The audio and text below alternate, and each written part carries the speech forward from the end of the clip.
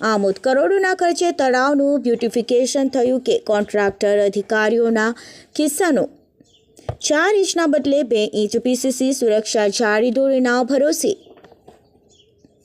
ભરૂચ જિલ્લાના આમોદ શહેરમાં આશરે 7 કરોડ રૂપિયાના મતભર ખર્ચે શરૂ કરાયેલા તળાવ બ્યુટિફિકેશન પ્રોજેક્ટમાં ઘોર બેદરકારી અને વ્યાપક ભ્રષ્ટાચારના સનસનીખેજ મામલો સામે આવ્યો છે।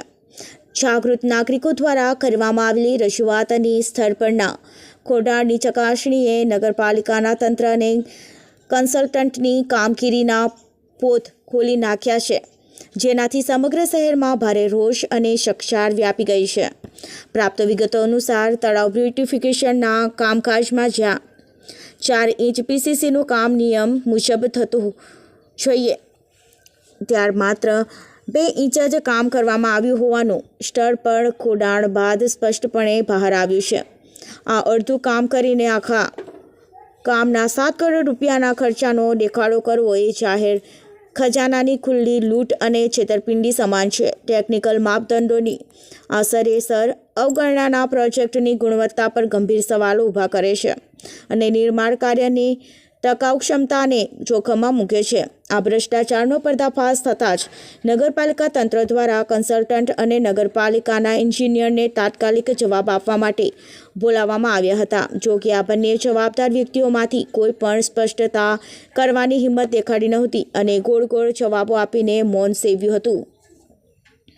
આ અકળ મૌનથી નાગરિકમાં એવી શંકા વધુ ગાઢ બની છે। કોન્ટ્રાક્ટર, કન્સલ્ટન્ટ અને નગરપાલિકાના એન્જિનિયર વચ્ચે ઘનિષ્ઠ મિલીભગત છે, જેના કારણે જાહેર નાણાંમાં ભોગ આ અનિયમિત અચરાય છે।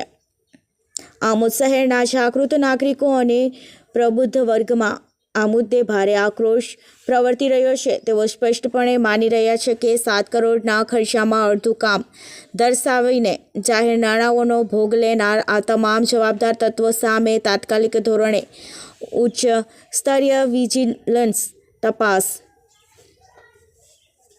બેસાડવી અત્યંત જરૂરી છે। નાગરિકોની એક સૂર માંગ છે કે આવી અનિયમિત અને ભ્રષ્ટાચારયુક્ત કામગીરી આચરનાર તમામ જવાબદાર અધિકારી, કન્સલ્ટન્ટ અને કોન્ટ્રાક્ટર પર કડકમાં કડક કાયદાકીય કાર્યવાહી થવી જોઈએ।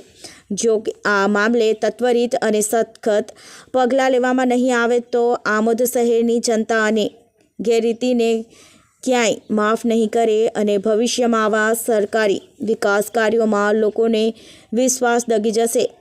પ્રજાના પૈસા થતા વિકાસના નામે થતી ખુલ્લે લૂંટ સમાન કામગીરી સામે તંત્ર ક્યારે જાગશે અને જવાબદારોને ક્યાં સજા થશે તે જોવું રહ્યું।